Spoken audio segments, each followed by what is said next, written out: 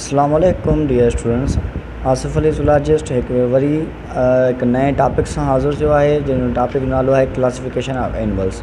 Basically असीं MD की तैयारी के मुताबिक शॉर्ट ट्रिक में कोर्स के कवर करने की कोशिश कयूं था पिया।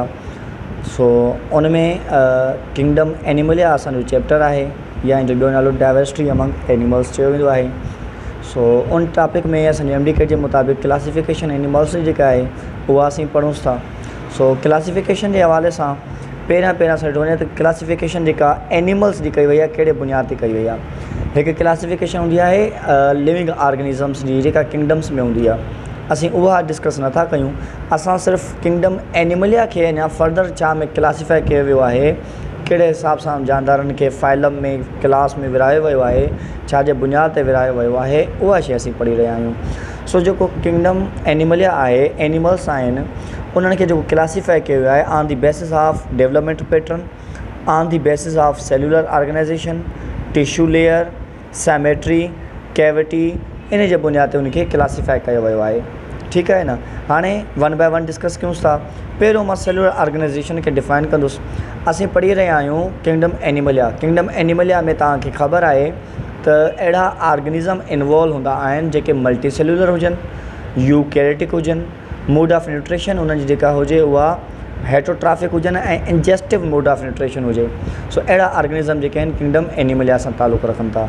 सो आहिनि मल्टी सेल्युलर, लेकिन हिते सेल्युलर ऑर्गेनाइजेशन मतिलबु छा पढ़ंदा आहियूं असां, जंहिंमें सेल हुजनि, सेल मिली टिश्यू ठाहिनि, टिश्यू वरी आर्गन सिस्टम। ठीक आहे। लेकिन कुझु असां वटि एनिमल्स में भी अहिड़ा ग्रुप आहिनि जेके सेल ही आहिनि गॾिजी करे, मल्टी सेल्युलर ऑर्गेनिज़म आहे, सेल वधीक आहिनि लेकिन उन में टिश्यू ऐं ऑर्गेनाइजेशन भी न मिलंदी आहे, सिर्फ़ु सेल जा ई ठहियल हूंदा आहिनि। उहे ऑर्गेनिज़म सॾिया वेंदा आहिनि पैराज़ुआ। उहे ऑर्गेनिज़म जंहिंमें सेल्युलर ऑर्गेनाइजेशन न हुजे, जस्ट सेल ही इंडिविजुअल पंहिंजो वर्क कनि ऐं हुजे मल्टी सेल्युलर ऑर्गेनिज़म, उहे पैराज़ुआ आहिनि। ऐं जंहिंमें सेल्युलर ऑर्गेनाइजेशन थिए, सेल टिश्यू मां आर्गन मां सिस्टम हुजनि, उन्हनि खे असां चवंदा आहियूं मेटाज़ुआ। इहा पॉइंट क्लियर थी वई। उन खां बाद में सेकंड पॉइंट असां पढ़ंदा आहियूं डेवलपमेंटल पैटर्न। डेवलपमेंट पैटर्न जे हिसाब सां एनिमल्स खे कहिड़े हिसाब सां विरायो वियो आहे। बेसिकली डेवलपमेंट पैटर्न आहे छा, ॾिसो पहिरियां फर्टिलाइजेशन थींदी आहे। फर्टिलाइजेशन में छा थींदो आहे, जेको स्पम ऐं एग आहिनि उहे पाण में फ्यूज़ थींदा आहिनि, जंहिंजे रिज़ल्ट में असांखे मिलंदो आहे हिकु ज़ाइगोट सेल। इहा फर्टिलाइजेशन थी। फर्टिलाइजेशन खां बाद में प्रोसेस हिकिड़ो थींदो आहे जंहिंखे असां चवंदा आहियूं क्लीवेज। हाणे उहो क्लीवेज ज़ाइगोट जे डिवीजन खां वठी करे अॻिना जेको आहे क्लीवेज सॾिबी आहे। केसि तक सॾिबी आहे, अॻिना ॾिसूं था पिया।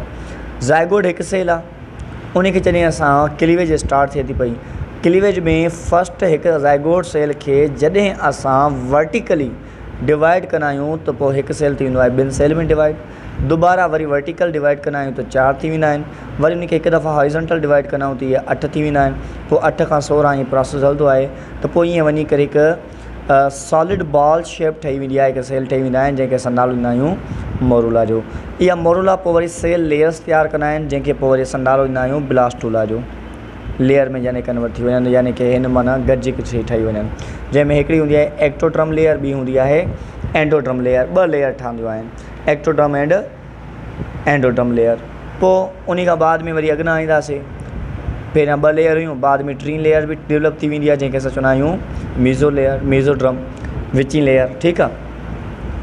अच्छा, उन खां पोइ हिकिड़ी कैविटी ओपन थींदी आहे जंहिंखे ब्लास्टोपोर चइबो आहे। बेसिकली असां अगरि सिंटेक्स जे बुक खे ॾिसूं, इन खे अगरि फॉलो कयूं त उन में बि तव्हां ॾिसी सघो था स्पम ऐं एग पाण में मिलिया, ज़ाइगोट तयारु थियो, वर्टिकली डिवीजन थियो, 2 सेल ठहिया, वरी वर्टिकली डिवीजन थियो, 4 सेल ठहिया, वरी 8 सेल ठहिया, हिकु हॉरिज़ॉन्टल डिवीजन थियो, worry he morula stage I आहे। ठीकु आहे। सॉलिड बॉल शेप्ड जेका आहे हिनखे असां चवंदासीं मोरुला शेप आहे। पोइ worry he hollow ball shape blastula structure चई वई आहे, जंहिंमें 2 जेको आहे त लेयर ठहियूं, एक्टोड्रम एंड एंडोड्रम।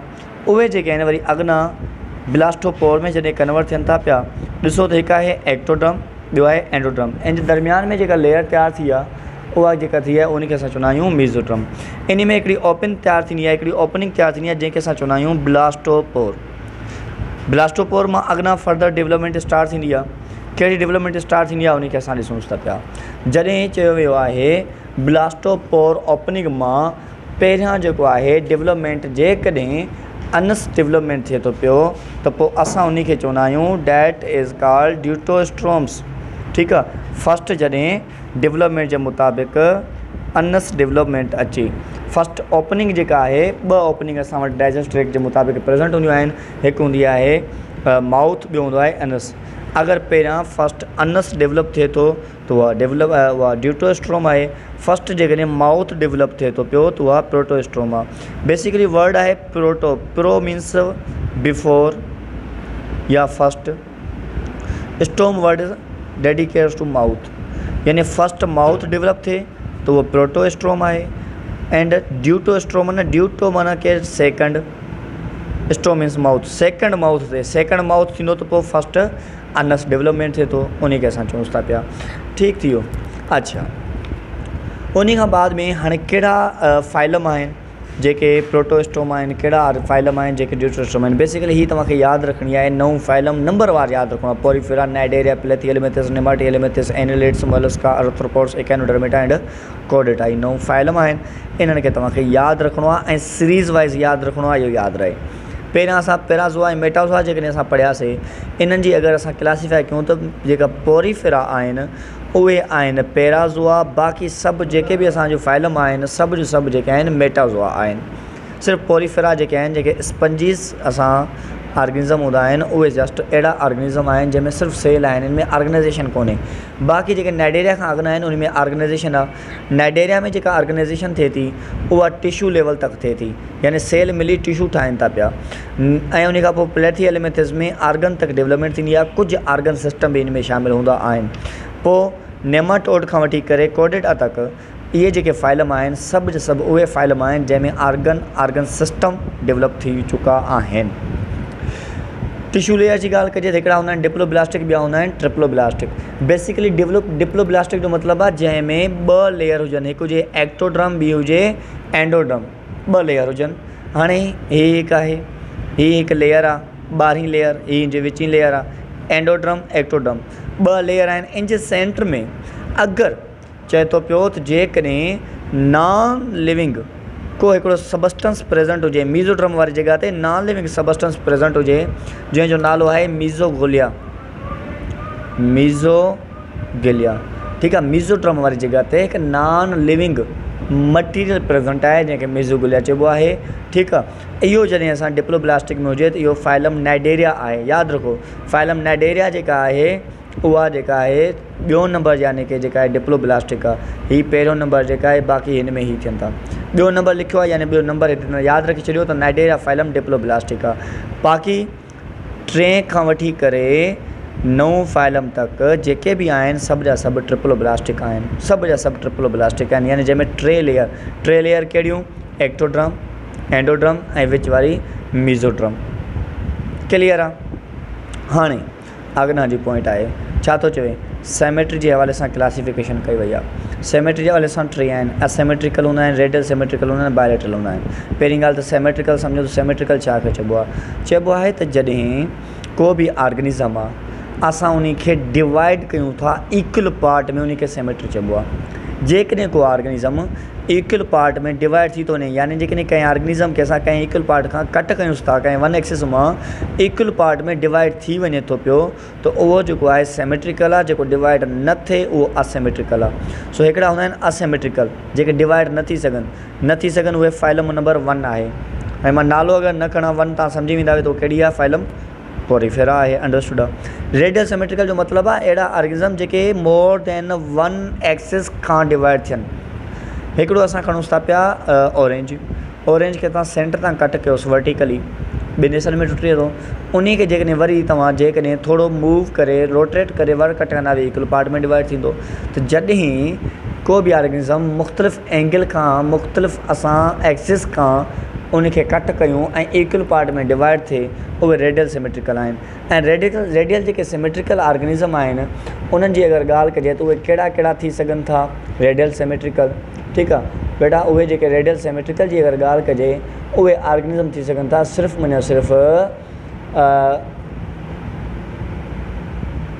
कहिड़ा थी सघनि था बेटा, उन में रेडियल सेमेट्रिकल में हिकु हूंदो आहे नाइडेरिया, ॿियो हूंदो आहे एकेनोडर्मेटा। मतिलबु कि असां चवंदासीं 1 2 ॿियो 8, 2 ऐं 8 जो मतिलबु आहे नाइडेरिया आहिनि, इकेनोडर्मेटा रेडियल सिमेट्रिकल आहिनि, बक़ाया बायोलेटरल आहिनि। बायोलेटरल जो मतिलबु आहे हिकिड़ो ऑर्गेनिज़म आहे जस्ट वन एक्सिस मां डिवाइड कयो वञे, जंहिंमें कहिड़ा कहिड़ा ईंदा 3 4 5 6 7 9 उहे जेके आहिनि बायोलेटरल आहिनि।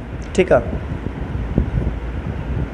कैविटी जे हिसाब सां यानी कि जॾहिं ट्रिप्लोब्लास्टिक ऑर्गेनिज़म में जेका मीज़ोडर्म लेयर आहे उहा एक्सप्लेट थिए थी, डिवाइड थिए थी पई। उहा डिवाइड जॾहिं थींदी आहे त उहा कुझु वरी हिसनि में विराइजी वेंदी आहे। घणनि हिसनि में विराइजी वेंदी आहे, कीअं विराइबी आहे असां हिते ॾिसूं था। ठीकु आहे। कैविटी जे हिसाब सां हीअ असांजो किताबु आहे। ठीकु आहे। बेसिकली हिन किताब में अगरि सीलियम जे हवाले सां ॾिसो त हिकिड़ा ऑर्गेनिज़म आहिनि जंहिंमें हिकु लेयर आहे। हीअ ॾिसो इहे जेके ऑर्गेनिज़म आहिनि, मां तव्हांखे हिते ई तव्हांखे स्ट्रक्चर ॿुधायां त हिकिड़ा हूंदा आहिनि आसेलोमेटा, हिकिड़ा हूंदा आहिनि सीडोसेलोमेटा, ॿिया हूंदा आहिनि सेलोमेटा। ठीकु आहे। आसेलोमेटा जो मतिलबु आहे अहिड़ा ऑर्गेनिज़म जेका बॉडी जेका आहे न, जंहिंमें बॉडी कैविटी जेका हुजे उहा न हुजे, लेग कैविटी हुजनि। ठीकु आहे। कैविटी हाणे ॾिसो न हिते कैविटी जे हिसाब सां मां तव्हांखे ॿुधायमि त डिवाइड कयो थो वञे। सो कैविटी जे हिसाब सां अहिड़ा एग्ज़ाम जंहिंमें कैविटी न हुजे। असेलोमेट जो मतिलबु आहे जंहिंमें कैविटी हुजे ई न, जिन जी मीज़ोड्रम जेका हुजे उहा विच में स्पेस जेका आहे उनजे अंदरि न हुजे, कैविटी न हुजे। उहा कहिड़ी फाइलम आहे? फाइलम नंबर 3, यानी कि फाइलम नंबर 3 जो तव्हां ज़िक्र कंदा हुआ त प्लेटी एलिमेंथिस अची वेंदी। पोइ आहे सीडोसेलोमेटा। सीडोसेलोमेटा जो मतिलबु आहे अहिड़ा जंहिंमें फॉल्स कैविटी प्रेजेंट हुजे। मतिलबु कि हीअ ॾिसो, हिन में ॾिसो मीज़ोड्रम जेका विच वारी आहे उहा एक्सप्लेट त थी आहे पर वन साइड थी आहे, विच में हिते ॿी जॻह ते न आहे। विच में कैविटी जेका आहे उहा क्लियर न आहे। क्लियर न आहे त उहा छा आहे? सीडोसेलोमेटा यानी फॉल्स कैविटी आहे। फॉल्स कैविटी जे लाइ जेका फाइलम आहे उहा कहिड़ी आहे? सीडोसेलोमेटा जे लाइ नेमाटोड, यानी कि चौथों नंबर फाइलम जेको आहे नेमाटोड, उहो जेको आहे असांजो सीडोसेलोमेटा आहे। सो हिते मां फाइलम नंबर 4 लिखां सीडोसेलोमेटा। टियों नंबर ते कहिड़ी आहे? टियों नंबर ते आहे सीलोमेटा। सीलोमेटा में एनिलिडा खां वठी करे कोडेटा तक सभु अची वेंदा आहिनि। ऐं चवनि छा था, हीअ एग्ज़ाम्पल आहे मीज़ोड्रम में ॾिसो हिकु विच में स्पेस आहे, हेॾां बि मीज़ोड्रम आहे, हिन पासे एक्टोड्रम ऐं एंडोड्रम ॿिन्हिनि पासे मीज़ोड्रम लेयर जेका आहे उहा फैली पई आहे ऐं विच में हिकिड़ी स्पेस आहे। इहा स्पेस ट्रू स्पेस हली वेंदी आहे, तंहिंजे करे ट्रू स्पेस जे करे हिनखे असां सीलोमेटा चवंदा आहियूं। यानी जेके सीलोमेटा आहिनि उहे फाइलम नंबर 5 खां वठी करे फाइलम नंबर 9 तक सभु जा सभु सीलोमेटा आहिनि। वरी हिते सीलोमेटा हिते मां पॉइंट लिखी न, सीलोमेट्स जेके हूंदा आहिनि उहे डिवाइड ॿिनि ग्रुप्स में थींदा आहिनि, प्रोटोस्टोम ऐं डिट्रोस्टोम। प्रोटोस्टोम जो मतिलबु छा आहे? अहिड़ा ऑर्गेनिज़म जंहिंमें फस्ट जेको आहे माउथ डेवलप थिए, प्रोटोस्टोम आहिनि। अहिड़ा ऑर्गेनिज़म जंहिंमें फस्ट अनस डेवलप थिए, सेकेंड माउथ डेवलप थिए, उहे डिट्रोस्टोम्स आहिनि। ठीकु आहे। हीअ बेसिकली शॉर्ट ट्रिक जे हिसाब सां टॉपिक ॿुधायो आहे। अगरि असां जेकॾहिं हिनखे MD जे हिसाब सां न क्लास जे हिसाब सां पढ़ूं आहे त शायदि हिकु हिकु जी डेफिनेशन, हिकु हिकु जो कॉन्सेप्ट असां डिटेल में पढ़ूं आहे, लेकिन MD जे मुताबिक़ शॉर्ट ट्रिक्स आहिनि, तव्हांखे ख़बर पवे त कहिड़ो जेको फाइलम आहे उन जूं कहिड़ियूं प्रॉपर्टीज़ आहिनि, कहिड़ो डिप्लोप्लास्टिक आहे, कहिड़ो ट्रिप्लोप्लास्टिक आहे, कहिड़ो पैराज़ो आहे, कहिड़ो मेटाज़ो आहे, असिमेट्रिकल आहे, रेडियल सिमेट्रिकल आहे, या सीलोमेटा आहे, सीडोसेलोमेटा आहे, फाइलम जे हवाले सां कहिड़ा कहिड़ा आहिनि उहे असां पढ़िया आहिनि। उमेदु कयां थो तव्हांखे लेक्चर सम्झ आयो हूंदो। को बि अगरि क्वेश्चन हुजे तव्हां कमेंट बॉक्स में पुछा करे सघो था पिया।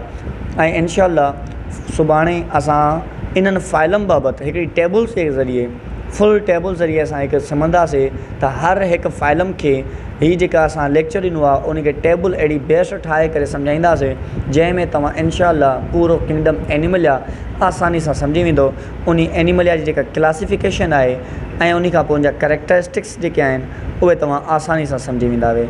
सो इन्हनि दुआउनि सां अल्लाह ताला तव्हांखे MD में पास करे तव्हां हिकु सुठा डॉक्टर थी वियो। उन्हनि दुआउनि सां लेक्चर खे एंड कयूंसि था। असांखे बि दुआउनि में पंहिंजनि में यादि रखंदा कयो। ख़ुदा हाफ़िज़।